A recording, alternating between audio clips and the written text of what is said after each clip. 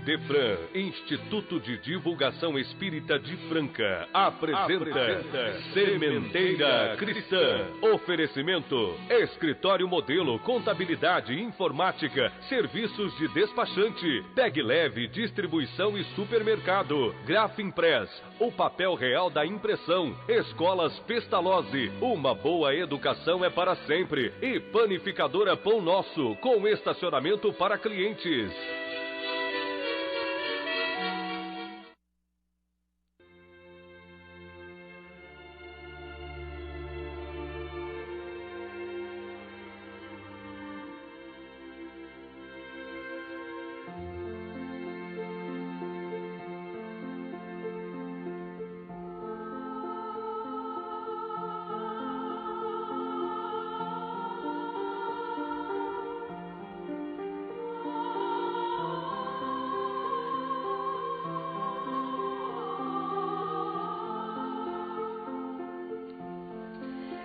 Amantíssimo Mestre Jesus, auxilia-nos a servir para que aprendamos a amar. Nas horas tranquilas, induze-nos a trabalhar, aproveitando os tesouros do tempo. E nas horas de aflições, conserva-nos em mais trabalho, elevando-nos pelo serviço com amor. Se errarmos, faze-nos trabalhar na própria corrigenda, e sempre que acertarmos no dever a cumprir, acrescenta-nos mais trabalho para tornarmos-nos mais úteis. Ajuda-nos, Senhor, a compreender que o trabalho afasta a necessidade, imunizando-nos contra o mal, e auxilia-nos a lembrar que unicamente aqueles que aprendem a servir é que conseguem vencer. Sê conosco, divino amigo, agora e sempre.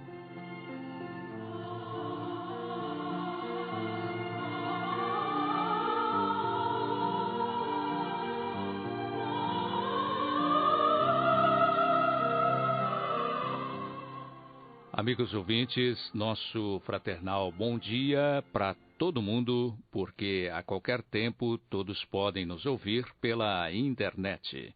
www.idefran.com.br.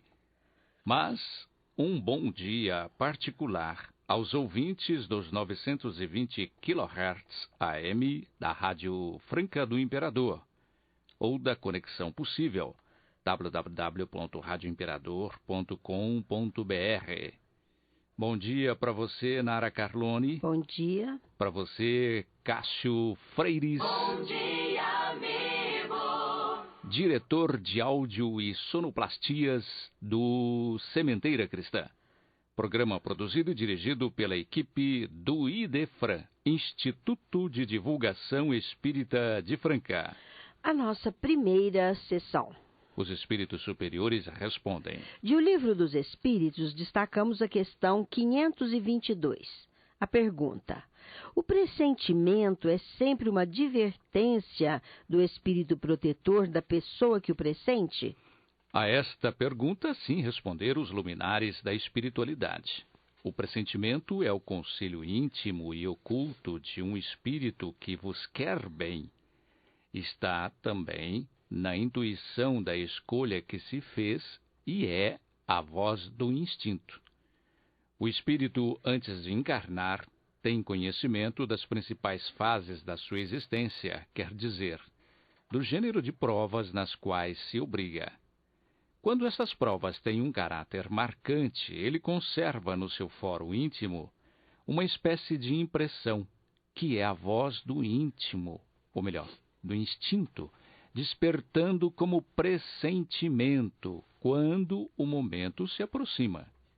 Já na sessão deste programa destinada a responder a perguntas dos ouvintes, hoje o nosso prezado ouvinte Luiz Antônio Ganda, de São Joaquim da Barra, por sinal irmão da nossa ouvinte Clarice Ganda, que teve sua pergunta respondida no programa anterior. Ambos haviam formulado suas perguntas no mesmo momento, há algumas semanas, quando Luiz Antônio nos pediu encarecidamente que lhe repetíssemos a mesma resposta que lhe foi apresentada há algum tempo acerca da glândula pineal. Claro que podemos, meu caro ouvinte. Você havia perguntado e nós havíamos respondido, mas vamos à sua pergunta. O que é e quais as funções da glândula pineal? Vamos repetir a resposta no final deste programa. Muito bem, ouvintes, como havíamos prometido no programa anterior, faremos rodar hoje a segunda parte da entrevista que o nosso companheiro Felipe Salomão gravou com o nosso também confrade Severino Celestino da Silva, escritor e palestrante que, vindo de João Pessoa, Paraíba, para uma série de palestras e seminários nesta região, concedeu interessante entrevista sobre o tema reencarnação. Vamos rodar a segunda parte. Não há uma grande distância entre o conhecer Jesus e praticar o que Jesus praticou? Grande, muito grande. Por isso mesmo que Jesus dizia que não é o que disse o Senhor que entrará no reino dos céus. E nós sabemos que praticar o que Jesus nos ensinou é dificílimo. Agora, não significa que seja impossível. Cabe a cada um de nós, entendendo a sua mensagem, conhecendo, procurar vivenciá-la no dia a dia. Não é dentro da igreja, não é dentro do centro espírita, não é dentro de uma igreja católica, nem protestante.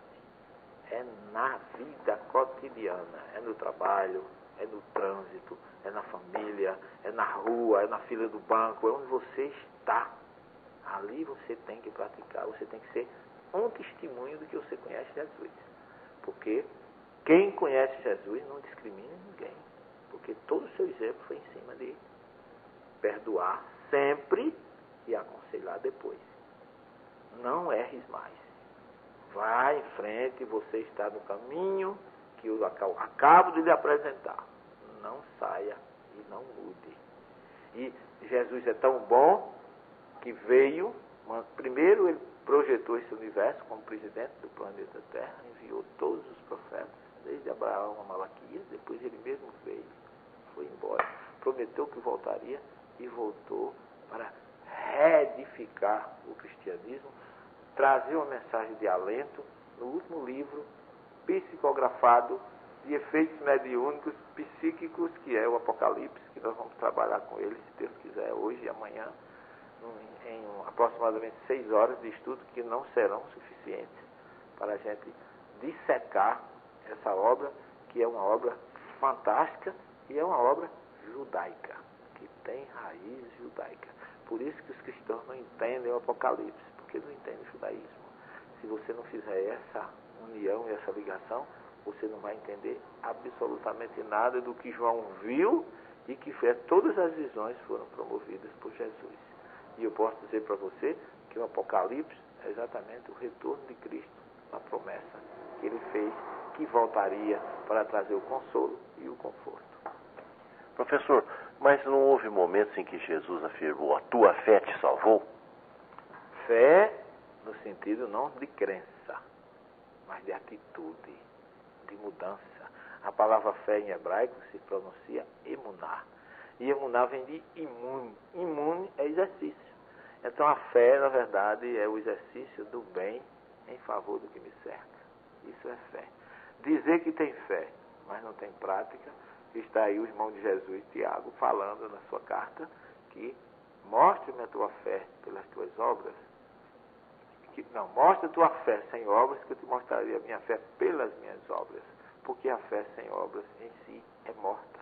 E Tiago vai mais além quando diz assim: se alguém te pede um pão e tu disser, vai em paz, Deus te abençoe, por acaso tu encheste a barriga dele?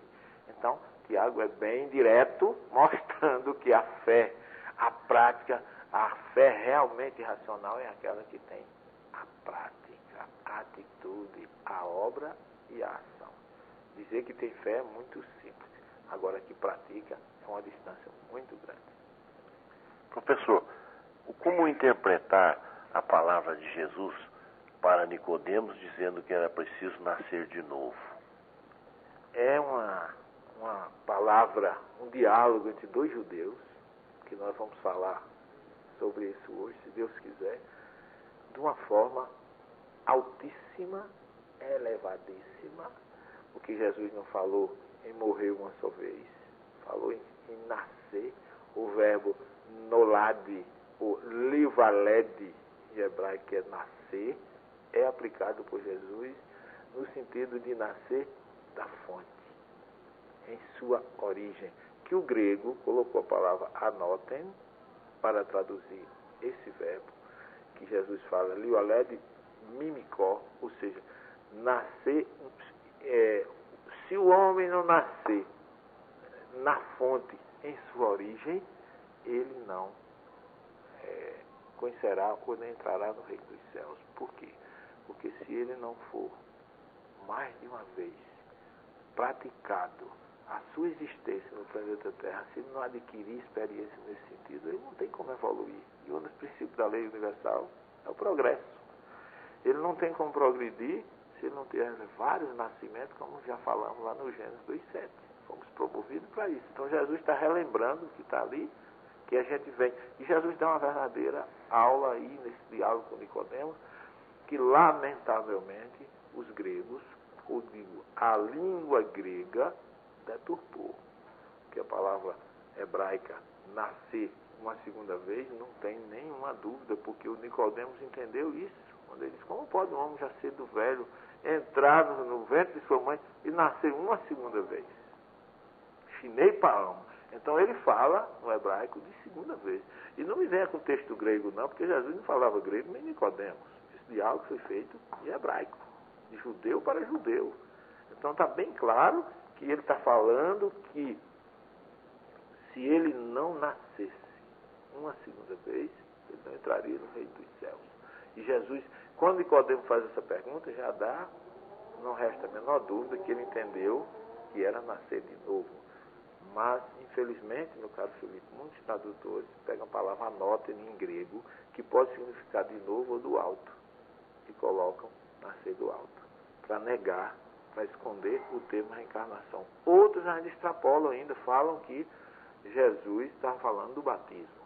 Ora, Jesus não ia perder tempo de ter um diálogo profundo desse com Nicodemos para falar de um ritual que ele nunca nem praticou. Jesus nunca batizou ninguém. Então não era importante para Jesus o batismo, o ritual. O importante era a mudança. E a forma de mudar é você ter experiência, ter coragem, ter vontade de voltar às suas outras encarnações para ter a oportunidade de pagar o que você deve, de saldar o que você deve. Então eu não tenho a menor dúvida de que esse diálogo refere-se a uma aula que Jesus dá, vamos dizer assim, nas sublinhas do diálogo sobre a reencarnação.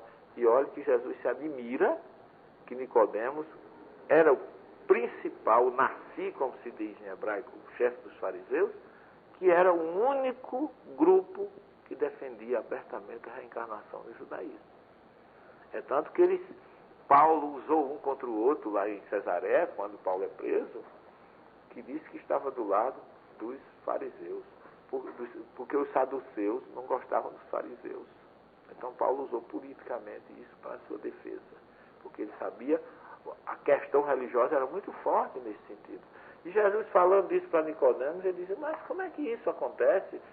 E Nicodemos provavelmente estava muito perturbado naquele momento, que ele não entendia uma coisa tão primordial dentro do judaísmo, sobretudo dos fariseus, o qual ele era o chefe. E Jesus diz, tu és doutor Israel, como se assim, tu és o chefe de um grupo que defende a reencarnação, que conhece, que explica, e tu não estás me entendendo o que eu estou falando? Será possível? Eu te falo das coisas mais simples, tu não entende, quanto mais você te falar das coisas celestiais, e encerra o diálogo de uma forma até que Jesus ficou, de certa forma, decepcionado com uma coisa tão básica, tão trivial e tão comum, que um chefe de fariseu não conhecesse. O senhor fez uma referência que Jesus não batizou. Realmente ele não batizou, não consta. Os seus discípulos batizaram, ele não. Mas por que ele se deixou batizar? Ele, na verdade, ele não se deixou batizar. Ele se deixou identificar. Que o papel de João não era batizar Jesus, era identificá-lo. Então, aquele gesto dele se oferecer, espontaneamente, no momento que todos eram batizados, parece que ele também veio se batizar. Mas ele não veio se batizar. Ele veio ser identificado por João. Então aquele foi um gesto de identificação. É tanto que João diz assim, eu é que precisava ser batizado por você e não você por mim. Mas Jesus diz assim, é preciso que aconteça para que se cumpra o que estava dito pelos profetas. Que João viria preparar o caminho e identificar. E é tanto que João diz, eis o Cordeiro de Deus. Porque Jesus era o Cordeiro que fisicamente iria se oferecer o seu próprio corpo para chamar a atenção da humanidade para a sua mensagem e para a sua passagem entre nós. Então, na verdade, ele não foi batizado, ele foi identificado. Porque João já dizia antes mesmo de identificá-lo, que batizava com água, mas viria alguém que faria um batismo com o fogo do Espírito. Então, não era questão do ritual que era importante, é tanto que Jesus nunca batizou porque ele não estava preocupado em ritual, ele estava preocupado na mudança, na prática, no amor, na fraternidade, no perdão, que era tudo que ele dizia. Sede simples como as pombas, prudentes como as serpentes, aprendei de mim, que sou humilde de coração. Quer dizer, Jesus era o verdadeiro exemplo a ser seguido por todos nós. O batismo aí, hoje, inclusive, a palavra batismo, bate, é filiação. Ismo é o termo que significa conceito, doutrina. Então, a filiação à doutrina. Se você vive autenticamente qualquer doutrina filosófica de reforma e de caminho para Deus, você já está batizado. Porque, na verdade, eu costumo dizer que se fosse um banho com água e sabão resolvesse o problema, era uma maravilha. Mas não é o externo que precisamos purificar.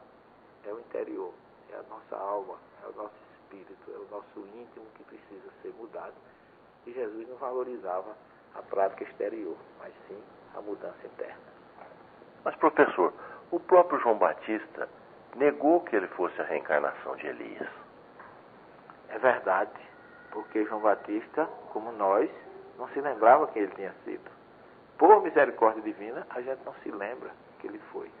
Mas João Batista, muita gente usa esse termo, até muitos protestantes, dizendo que João Batista não era Elias, porque ele disse que não era.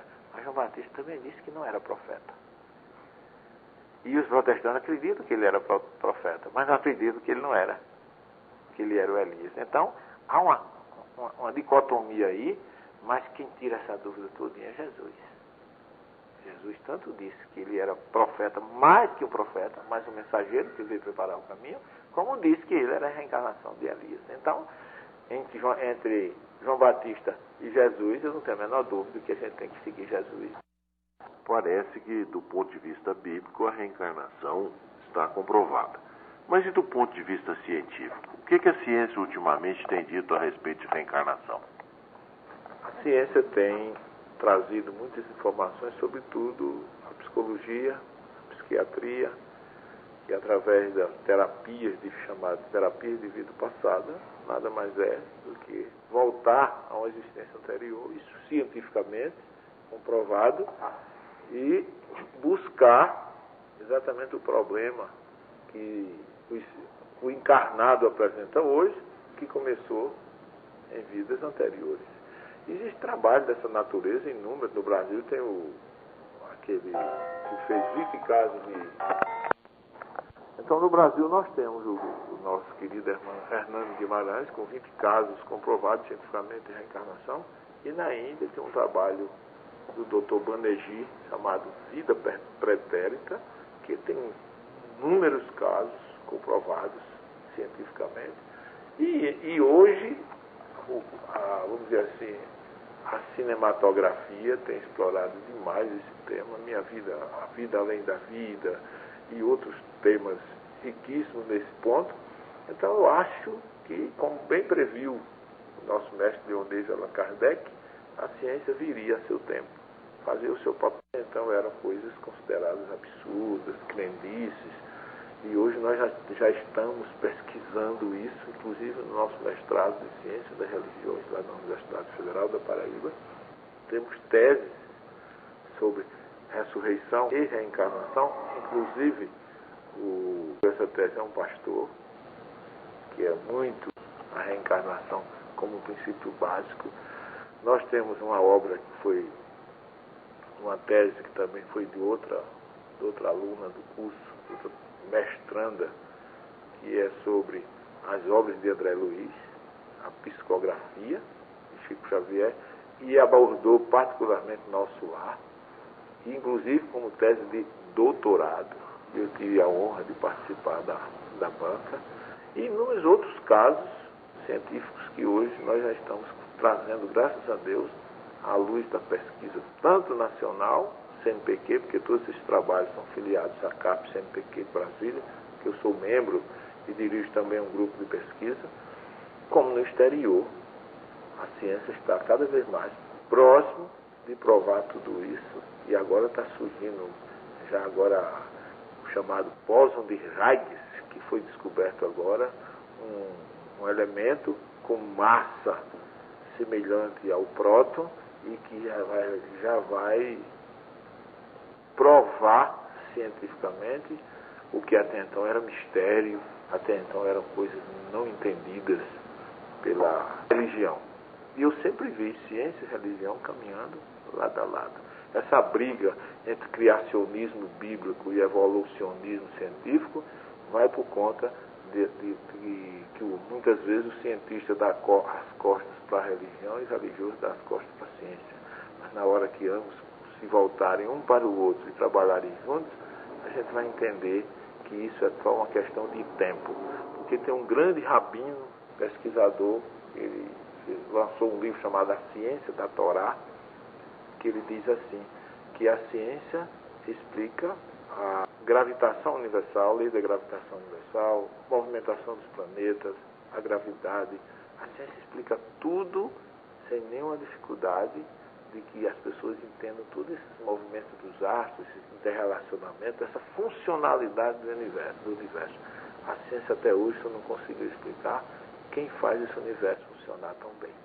Então é nesse ponto que eu acho que está na hora de que elas se unam, deem-se as mãos, porque eu vejo a própria criação bíblica obedecendo uma evolução, primeiro dia, segundo dia, terceiro dia, e as coisas vão evoluindo paulatinamente até chegar a culminar com a criação do homem, o que mostra que evolucionismo e criacionismo são a mesma coisa. Apenas, cada um, como diz Kardec, o cientista puxa a brasa para o seu lado e a religião puxa a brasa para o seu outro. O que está faltando é exatamente união entre ciência e religião. Para encerrar, professor, há uma objeção que se faz à reencarnação, dizendo que a reencarnação cria o círculo vicioso. Quem morreu tem que matar, quem matou tem que morrer. E como é que fica isso? É um entendimento equivocado. Porque se você acha que quem matou tem que morrer, isso não é evolução, é fatalidade. É o princípio da lei de ação e reação, é o que o hinduísmo chama de karma. E o espiritismo não vê assim, não explica assim. O espiritismo vê como lei de causa e efeito. E a reencarnação não é fatalista, ela é evolucionista. Ela não vem para quem matou ter que morrer, não. Ela vem para que quem matou tenha a oportunidade de saldar o seu débito se reconciliando. Por exemplo, todo mundo sabe o quanto Mengele na Segunda Guerra Mundial foi alguém que tirou vidas, que era um cientista que abusou da condição de ser cientista para matar. Ele pode muito bem voltar e não ser morto, mas ele criar, descobrir curas para inúmeras formas de doenças, criar vacina contra câncer. Então ele não precisa morrer, mas ele precisa promover a vida. Porque Jesus explica isso no Sermão do Monte, quando os romanos matavam, ele diz assim, felizes os que promovem a vida, porque receberão a vida. Jesus está preocupado com quem promove a morte. Ele quer que você promova a vida, porque se você promover a morte, provavelmente você vai colher a morte. Mas mesmo dentro da colheita da morte, se você promover a vida, você vai receber a vida. Então essa é a visão da doutrina espírita. Nós agradecemos muito essa aula sobre reencarnação que o professor deu, abordando aspectos bíblicos, científicos, filosóficos, religiosos, e colocamos o microfone para despedir-se dos seus ouvintes. Meu caro Felipe, agradeço a oportunidade que você nos dá de trazer alguns esclarecimentos nesse ponto, e queria agradecer ao nosso querido ouvinte pela paciência e dizer que acredite, tenha plena certeza de que Deus não vai deixar que você se perca. Você tem apenas que entender. Como diz o Talmud, ser sábio, porque o sábio é aquele que pode prever o futuro. Se você pode prever o futuro, não faça bobagem no presente. Porque, com certeza, se você plantar o bem hoje, você vai colher naturalmente o bem amanhã. Então, busque a sua reforma interior, pense um pouco mais no seu semelhante, porque assim, com certeza, você evoluirá muito mais. Permita que Jesus esteja com você em testemunho, em ação, em amor, em fraternidade. Meu muito obrigado e até uma próxima oportunidade. Nós agradecemos.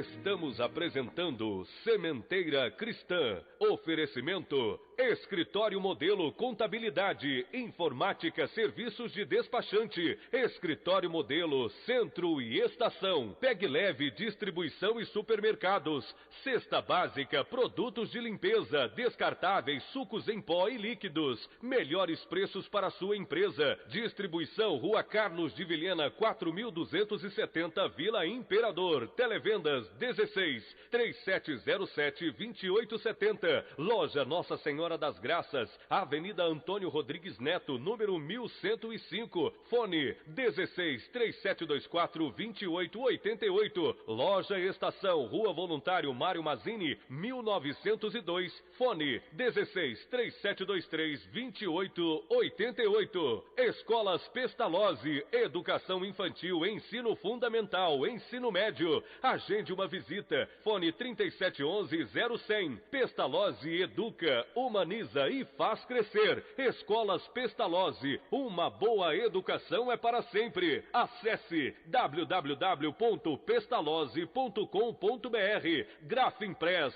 o verdadeiro papel da impressão. Rua José Bonifácio 361, Vila Nicásio. 3722-0410 e 3722-0418. Panificadora Pão Nosso, Rua Padre Anchieta 2163 Centro, 3722-2933, com estacionamento para clientes. Idefran, Instituto de Divulgação Espírita de Franca, Major Claudiano 2181 Centro, www.idefran.com.br.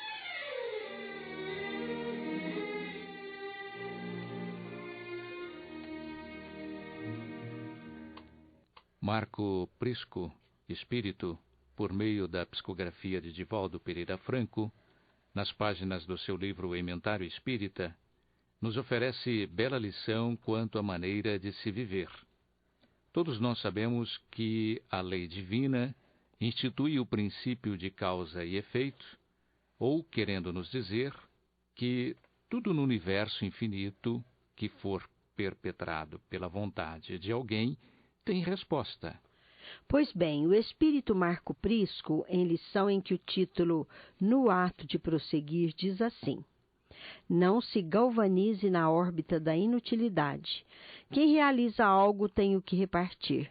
Se você carrega a mínima parcela de compreensão, pode produzir.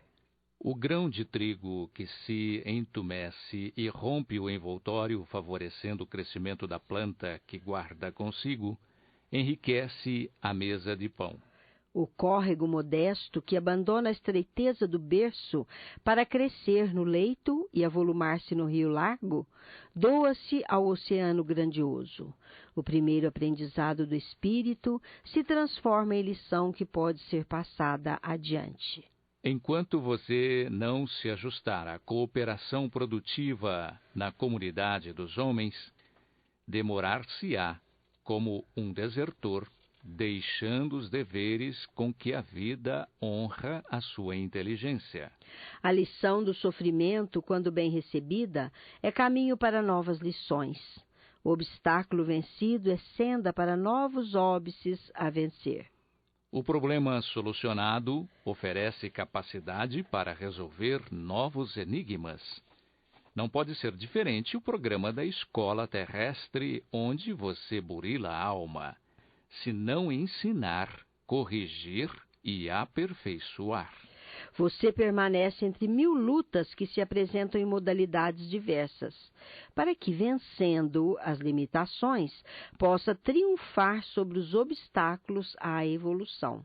Disponha-se a conhecer para que se multipliquem os recursos do próprio sentimento nas tarefas de utilidade geral. Disponha-se a conhecer. O cristianismo se divulgou pelo mundo graças às dádivas de amor e coragem, com que os primeiros servidores suportaram o cerco das perseguições no passado.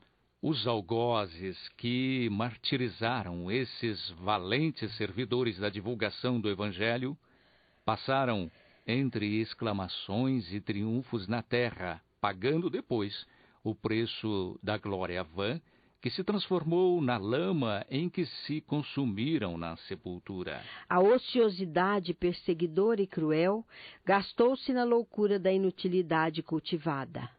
À opulência de casta e raça sucederam os anos de humilhação e dor. Isto porque somente permanece vibrante e viva a produção dos nossos serviços relevantes com os quais o progresso se desdobra.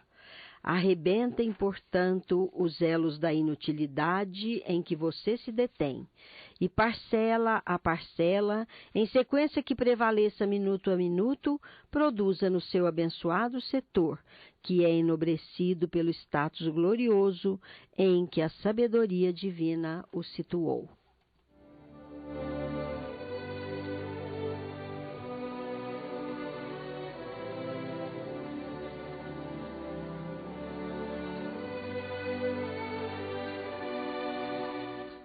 No Sementeira Cristã, em nossa dimensão, a apresentação do companheiro Vicente Benatti. Rádio ouvinte, bom dia. A Sociedade Espírita Veneranda informa dias e horários de suas atividades. Segunda-feira, reunião de desobsessão. Às 20 horas, atendimento a crianças. Quarta-feira, reunião de estudos e passes. Quinta-feira, reunião de palestras, passes e tratamentos espirituais. Sábados, reunião de desobsessão à tarde e à noite. Domingo, evangelização, mocidade e reunião de estudos dos pais no período da manhã. Diariamente, atividades da creche escola. Endereço da Sociedade Espírita Veneranda, Avenida Paulino Pucci, esquina com a Rua Sacramento. Telefone de contatos 3705-2421. A conhecida médium de pintura Valderice Salum estará novamente em Franca para mais uma das suas admiráveis sessões de pintura mediúnica, quando ressurgem Monet, Renoir, Van Gogh, Picasso, Toulouse-Lautrec, Matisse, Salvador Dalí e Rembrandt, e outros grandes pintores do clássico que nos vêm expressar a sua arte diretamente do mundo espiritual. As obras pintadas na hora serão vendidas e a renda destinada a obras assistenciais. É importante, haverá sorteio de um quadro entre as pessoas presentes. Agende esse compromisso para o dia 18 de agosto, próximo, às 15 horas. Local, Fundação do Canal Pestalozzi, Rua José Marques Garcia, 197. A entrada é franca e para mais informações liguem. Área 16 3722 5556. Da Secretaria do Templo Vicente de Paula, instituição promotora do evento. O Templo Espírita Vicente de Paula promove o seu 16º Envipa, sigla do evento denominado Encontro dos Trabalhadores de Vicente de Paula. O evento, que teve início sábado passado e se estenderá até o dia 29, último domingo deste mês de julho. Ontem, o Dr. Isaías Claro proferiu palestra sobre o tema Acerte Mais e Viva Melhor. No próximo sábado, dia 21, Maurício Neiva Crispim, de Brasília, Distrito Federal, proferirá palestra sobre o tema O Reino de Deus, às 20 horas, da Fundação Espírita Judas Iscariote, a Rua José Marques Garcia, 395, Cidade Nova. Às 14 horas do mesmo dia, o Dr. Maurício ministrará no mesmo local seminário sobre o tema O Sistema Morada Definitiva do Filho Pródigo, que terá prosseguimento no domingo às 9 horas. Dia 28, o Dr. Jorge Damas Martins proferirá a palestra sobre o tema Bezerra de Menezes na Intimidade, na Fundação Espírita Judas Iscariote. Como já o dissemos, Rua José Marques Garcia, 1395. No mesmo dia, ministrará no mesmo local a primeira parte do seminário sobre o tema Judas Iscariote, às 14 horas, ao qual dará prosseguimento no domingo, dia 29, a partir das 9 horas. Todas as palestras e seminários são franqueadas ao público. Embora um pouco cedo para a divulgação, mas vamos lembrando aos ouvintes que o médium Vanderlei de Oliveira estará em Franca para ministrar 2 seminários no dia 25 e outro no dia 26 de agosto, próximo, respectivamente, sobre os temas Prazer de Viver e Escutando o Sentimento. Local, Escola Pestalozzi, Unidade 1, Centro, Rua José Márcio Garcia, 197, Cidade Nova. Jericoara recebe a presença do Dr. Isaías Claro, no desempenho do seminário Atendimento Fraterno. O atendimento fraterno é o acolhimento e a primeira porta que se abre para aquele que procura a doutrina espírita. Este é um fator de grande importância, pois é necessário estabelecer uma relação empática para o recém-chegado, entendendo a sua dor e a sua necessidade, levantar possibilidade de reflexão e se dirigir ou determinar o que deve ser feito, convidá-lo para as palestras e tratamentos adequados. E, quando for oportuno, aos cursos ministrados nos centros espíritas, as instruções cabíveis. João Alves Costa, conhecido João Menino, foi o primeiro prefeito de Jericoara, irmão gêmeo do valoroso Jona Alves Costa, que Agnello Morato chamava o Murubixaba Jonas Alves. Jonas Alves, na época de vereador à Câmara Municipal de Franca, era denominado pelos seus pares de o vereador caipira. De sua propriedade saiu todo o madeiramento do pavilhão do Hospital Allan Kardec, do Teatro Judas Iscariote, do Nosso Lar Espírita e da Fundação Espírita Esperança e Fé. Há um longo processo histórico a ser contado no intervalo desse tempo até a presente data. Na vida regional, a integração da querida Jericoara City hoje está em festa. Nesse exato momento, Dr. Isaías Chaves, que onde falara o tema Acerte Mais e Viva Melhor, traz um recado otimista a esta geração do vizinho município. Saudações aos familiares do Hélio Luiz de Melo, do Nelson Meriquita, do Gervásio Vieira e Dona Vandelite Ferreira Alves, ao seu Orfeu, aos Liporoni, aos Rodrigues, aos Ribeiro e muitos desses munícipes que hoje estão residindo em Franca. Cumprimentos cordiais à nossa querida Jericoara, que passa a integrar mais um passo da nossa integração regional. Nós lembramos ainda da 42ª Semana Regional Espírita, de 22 a 28 de julho. Chamadas para os companheiros de Alto Porã, de Rifaina, de Gaçaba, de Pedregulho, de Estreito, de Jericoara, de Ribeirão Corrente, de Cristais Paulista, de São José da Bela Vista, Franca, Restinga, Patrocínio Paulista, Itirapuã, Batatais, Altinópolis, Santo Antônio da Alegria. Os temas são muitos e eloquentes para o momento. Citamos as curas e o espiritismo, o perdão, obsessão e desobsessão, caridade ou dever. Compareça e ajude o progresso regional do espiritismo, porque tal é a visão do 15º Congresso e essa integração tem que ser verdade pela nossa vivência espírita cristã. Um bom dia a todos, muito obrigado, até a nossa próxima edição.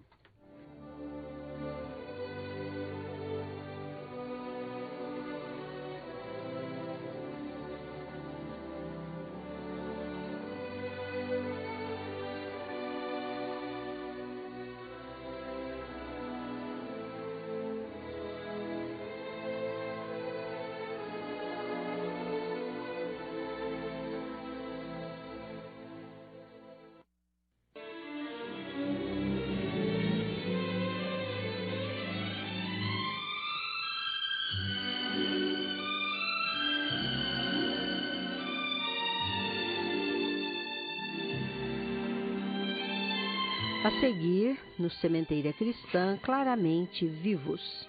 Hoje ouviremos mensagem do espírito do jovem Charles, dirigida aos seus familiares queridos, especialmente à sua mãe.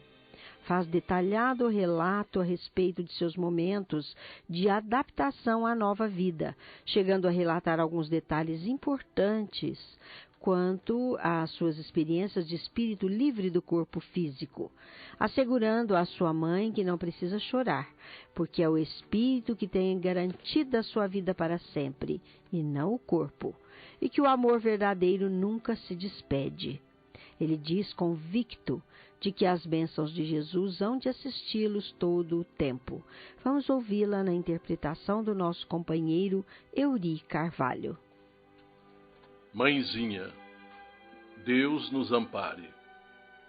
Este é o momento em que preciso agradecer a Deus e lembrar de Deus. Consigo falar alguma coisa no lápis, e isso é muito para o seu filho. Rogo ao seu carinho e ao carinho dos nossos. Não chorem mais. Esqueçamos o quadro a que a senhora se prendeu. Naquela madrugada de maio, o dia raiou de novo para nós.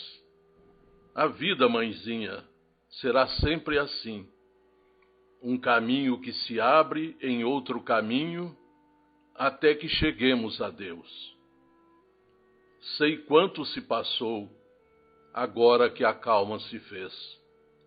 Reporto-me ao assunto unicamente para informar. O choque dos veículos foi quase que uma explosão nos meus ouvidos. Quis reagir, mas não consegui.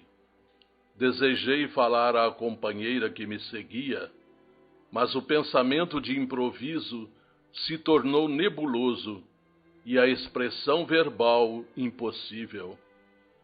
Ouvi gritos que se lançaram dentro da noite, mas depois foi um sono quase suave.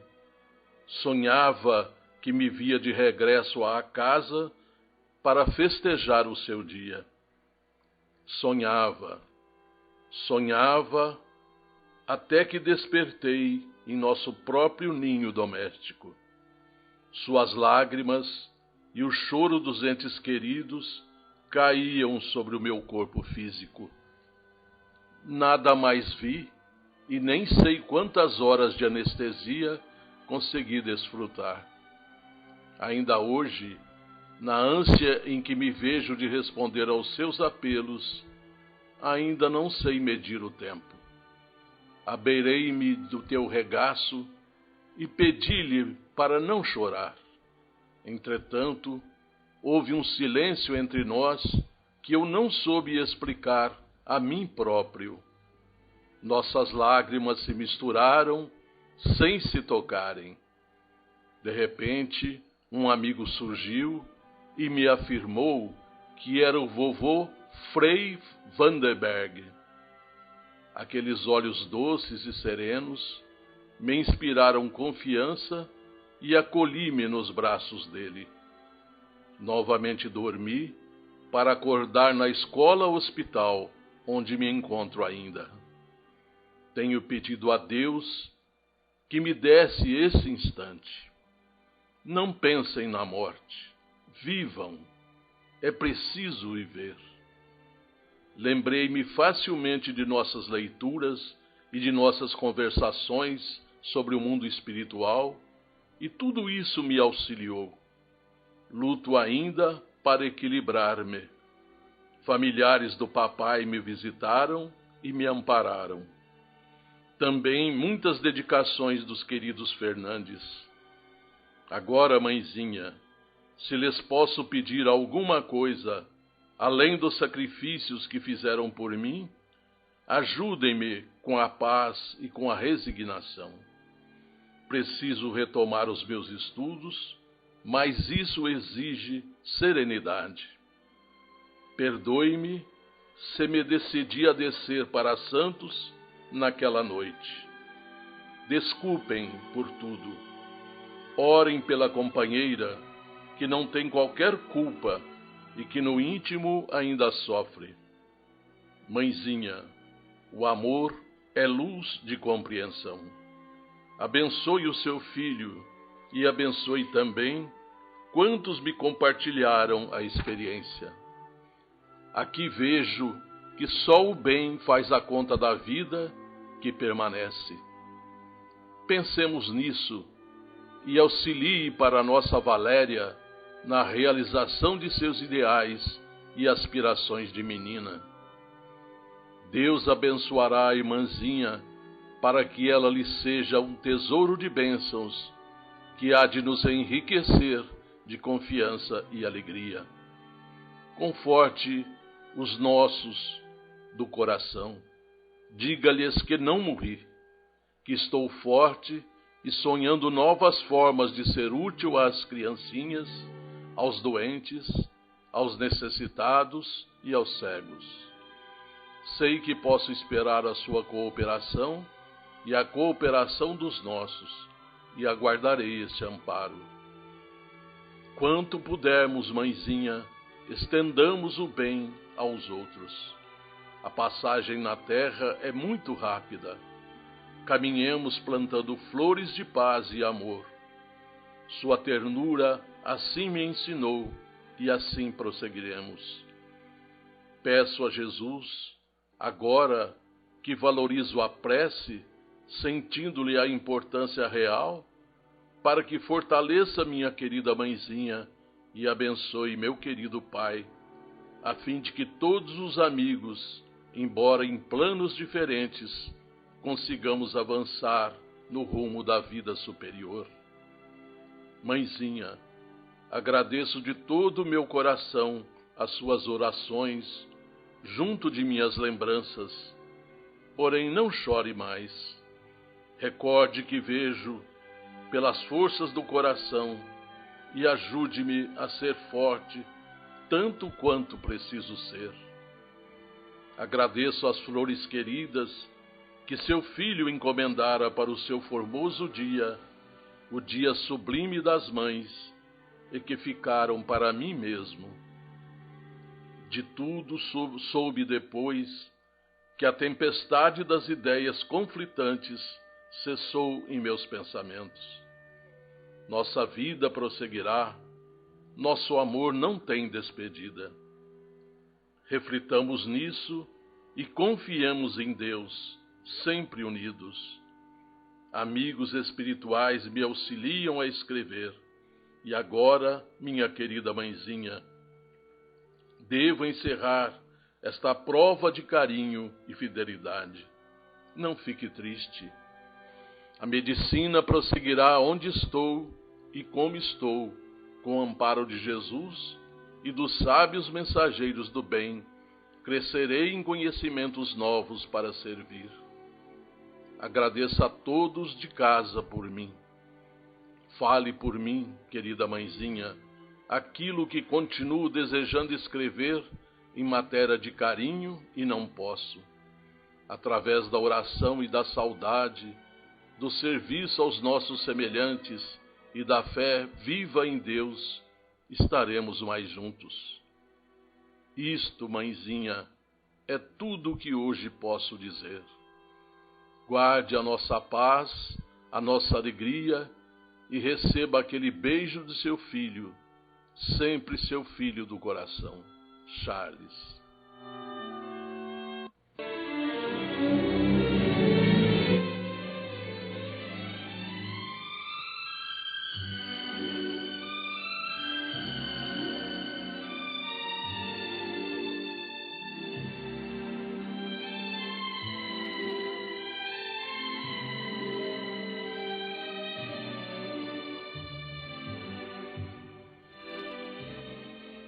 O livro espírita sempre foi uma maneira barata de qualquer pessoa alargar os horizontes. Mas veja o que acontece com relação ao Clube do Livro Espírita de Franca. Um livro cujo preço normal é às vezes mais de R$30, no Clube do Livro Espírita de Franca sai por apenas R$15 se for retirado no Idefran. São opções mensais entre romance, ciência, religião, mensagens, autoajuda, infantil, etc, etc. Quem preferir, pode receber o seu livro do mês no local que indicar, com acréscimo do custo da entrega, atualmente de R$3. Torne-se associado e receba um livro por mês ao preço de clube. E o associado também pode adquirir sobras de livros distribuídos em meses anteriores, pagando o preço atual.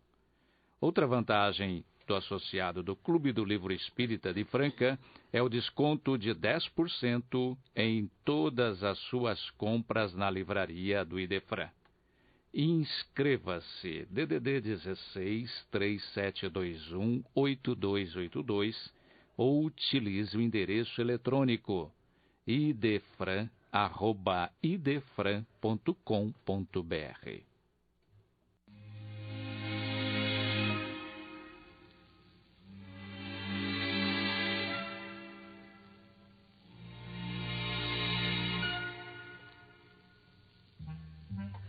A seguir, no Sementeira Cristã, pergunta e resposta.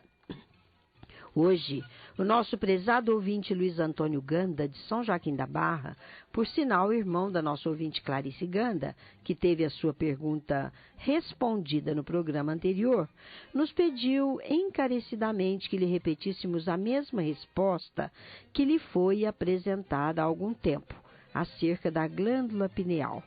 Claro que podemos, você havia perguntado e nós havíamos respondido a seguinte pergunta: o que é e quais as funções da glândula pineal? Vamos ouvir a resposta em gravação preparada pelo nosso companheiro João Vaz. Caro Luiz Antônio, muito bom dia. Todas as inteligências incomodadas por indagações que digam respeito à fenomenologia espírita quanto à sua exigência de contribuição das disposições orgânicas, isto é, do corpo humano, veem na glândula pineal um grande motivo para investigações, e com muita razão, porque nesse casulo das energias do inconsciente é que se encontra o que poderíamos chamar de sede do espírito, porque ele representa, na verdade, o elemento de intermediação entre os campos das energias psíquicas, energias espirituais e o corpo físico. É, por isso mesmo, considerada a glândula da vida psíquica e, ao mesmo tempo, orientadora das demais glândulas de secreção interna. Muitos investigadores a chamam de glândula intermediária, na qual o espírito encontraria condições para aquisição de valores morais, como consequência de condicionamento da elevação mental, com projeção segura para os domínios do espírito. E é daí que viria a renúncia, a abnegação, a continência sexual, a disciplina emotiva, não como preceitos religiosos, mas como ingredientes científicos a moralizar e a enobrecer a personalidade. A glândula pineal se situa no meio dos órgãos encefálicos, e é daí, por força da prevalência da melatonina, que oferece secreção constante, que ela exerce grande influência sobre toda a cadeia glandular, o que nos leva a aceitar que a influência do espírito sobre o corpo todo pode ter a sua estrutura na distribuição energética a partir do vórtice da chamada zona espiritual. O Dr. Jorge Andréa dos Santos, no seu livro Forças Sexuais da Alma, diz que a pineal responderia pelos mais altos fenômenos da vida, na condição de glândula da vida espiritual, podendo ser elemento básico e controlador das razões afetivas, do sexo, porque o sexo em suas múltiplas manifestações dependeria integralmente da sua interferência. Há estudos recentes que informam ser a glândula pineal um complicado e sensível relógio biológico regulador das funções das gônadas, ou glândulas masculinas e femininas. Mas vamos aqui para o nosso estudo considerar a pineal a glândula da vida psíquica, que tem, entre outras, a função de promover a qualificação moral do espírito humano. Outra função sua seria a de acordar a puberdade, abrir as usinas energéticas para o psiquismo humano em seus intrincados problemas psicológicos.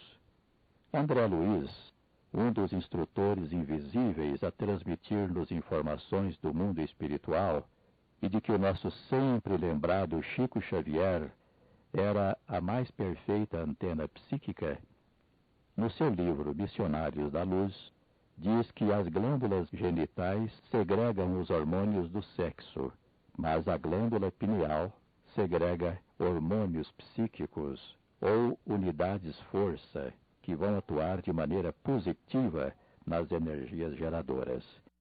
Os cromossomos da bolsa seminal não escapam à sua influenciação absoluta e determinada. Segundo o mesmo autor espiritual, segregando delicadas energias psíquicas, a glândula pineal conserva ascendência em todo o sistema endócrino. Ligada à mente, através de princípios eletromagnéticos do campo vital, comanda as forças subconscientes sob a determinação direta da vontade. Os nervos constituem-lhe os fios telegráficos, conduzindo ordens imediatas a todo o corpo, e sob sua direção efetuam-se os suprimentos de energias psíquicas a todos os armazéns autônomos dos órgãos. É um manancial criador dos mais importantes, e suas atribuições são extensas e são fundamentais. Na qualidade de controladora do mundo emotivo, sua posição na experiência sexual é básica, é absoluta. De modo geral, infelizmente, todos nós, agora ou no passado, viciamos esse foco sagrado de forças criadoras, transformando-o num imã relaxado entre as sensações inferiores de natureza animal. E é por isso que temos perdido sucessivas reencarnações, canalizando nossas possibilidades espirituais para os campos mais baixos do prazer materialista. Ainda o autor espiritual André Luiz lamenta que, divorciados da lei do uso, abraçamos os desregramentos emocionais, e daí a nossa multimilionária viciação das energias geradoras, carregados de compromissos morais com todos aqueles a quem ferimos com os nossos desvarios e com as nossas irreflexões. Continue conosco, meu caro Luiz Antônio, e que Jesus o abençoe.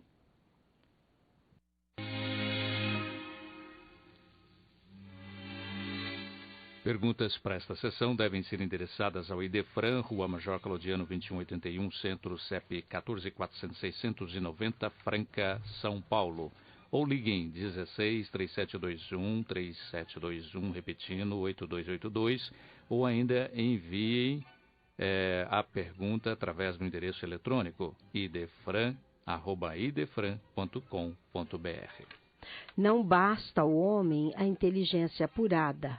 É-lhe necessário iluminar raciocínios para a vida eterna. Com esta observação do espírito André Luiz, pela psicografia de Chico Xavier, encerramos o nosso Sementeira Cristã. Agradecemos pela audiência. Sementeira Cristã, em tempo real, www.radioimperador.com.br. A qualquer tempo, www.idefran.com.br. Apresentaram o programa Nara Carlone e Eurípides Mendonça. Participação de Vicente Benatti, Felipe Salomão, Severino Celestino da Silva, Euri Carvalho e João Vaz. Inserção digital, Antônio Carlos Essado. Áudio e sonoplastia, Cássio Freires. Imperador. Fiquemos todos sob as bênçãos de Jesus.